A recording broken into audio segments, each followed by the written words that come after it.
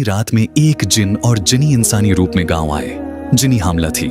मर्द दाई इमा को लाया और शर्त रखी कि बसमल्ला न पढ़ना वरना बच्चे पैदा होना बंद हो जाएंगे। पूरी रात बच्चे पैदा होते रहे, मगर फज्र की अजान पर दाई के मुंह से बिस्मिल्लाह निकल गया और सब रख गया।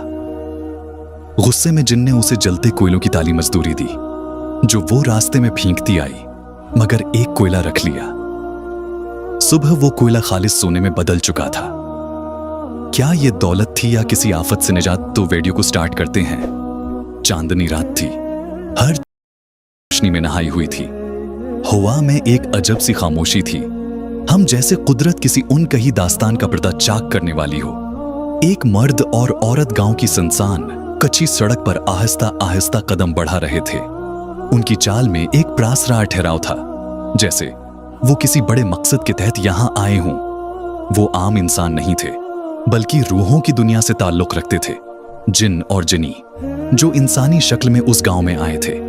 जनी हामिला थी और अचानक उसके चेहरे पर तकलीफ के आसार नुमायां हो गए। वो थोड़ा रखी अपने शोहर की तरफ बेबसी से देखा और कहा, वक्त आ गया है, जल्दी करो। मर्द ने एक पल के लिए आसमान की तरफ देखा, जैसे किसी पुशीदा इशारे का मुंतजर हो, और फिर तेजी से गांव के एक घर की तरफ बढ़ा।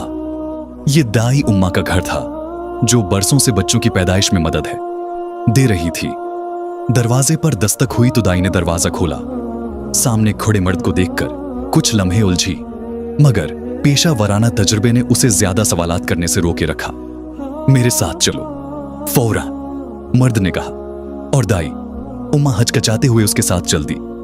जब वो इस सुनसान कुचे मकान में पहुंची तो अंदर का माहौल उसे कुछ अजीब लगा। जनी दर्द से कराह रही थी, मगर उसके चेहरे पर वो आम मां जैसी बेचैनी नहीं थी, बल्कि कुछ और ही था, कुछ ऐसा जो दाई उम्मा की नजरों से पोशीदा था।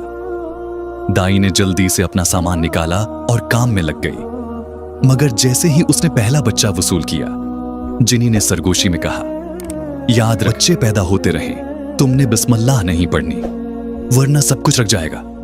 दाई हैरान हुई, मगर खामोश रही। रात का पहर गुजरता गया और दाई उम्मा मुसलसल बच्चे वसूल करती गई। ये सिलसिला रका नहीं, एक के बाद एक बच्चा आता रहा। वो थक चुकी थी, मगर जन्नी के चेहरे पर कोई थकन नहीं थी, जैसे ये सब आम बात हो। जब फज्र की अजान गूंजी तो दाई के दिल में अचानक खौफ बैठ गया। उसके लबों से बेअख्तियार बिस्मिल्लाहिर्रहमानिर्रहीम निकल गया, और जैसे ही उसने ये कहा, सब कुछ रख गया। कमरे में एक सन्नाटा छा गया। जनी का कराहना बंद हो गया और बच्चे की पैदाइश यकदम रख गई। मर्द ने गुस्से से दाई की तरफ देखा, मगर हैरान कुन तौर पर कुछ नहीं कहा। वो अंदर गया और थोड़ी देर बाद वापस आया। उसके हाथ में एक बड़ी ताली थी, जो जलते हुए दहकते हुए कोयलों से भरी हुई थी। ये लो, ये तुम्हारी मजदूरी है, मुरद ने सख्त लहजे में कहा, और ताली दाई के हाथ में थमा दी।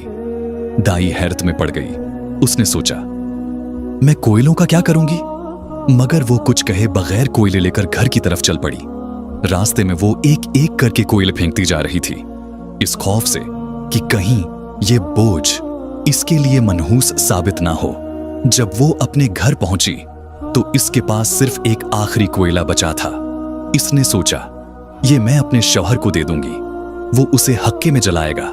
इसने वो कोयला एक तरफ रख दिया और थकन से बस्तर पर गिर गई। मगर सुबह जब सूरज की पहली किरण खिड़की से अंदर आई तो दाई की नजर इस आखिरी कोयले पर पड़ी, और जो मंजर उसने देखा, इसने इसकी रूह तक हिला दी। वो कोयला खालिस सोने में बदल चुका था।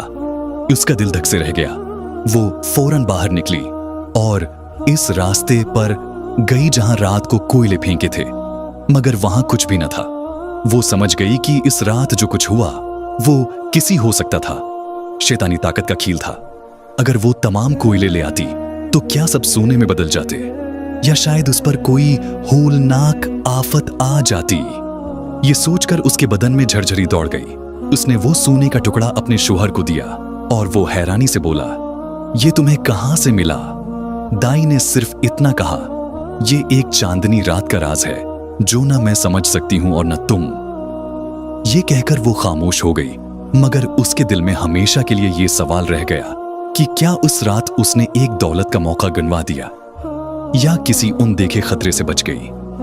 شاید یہ وہ راز تھا جو ہمیشہ چاندنی راتوں میں دفن رہے گا۔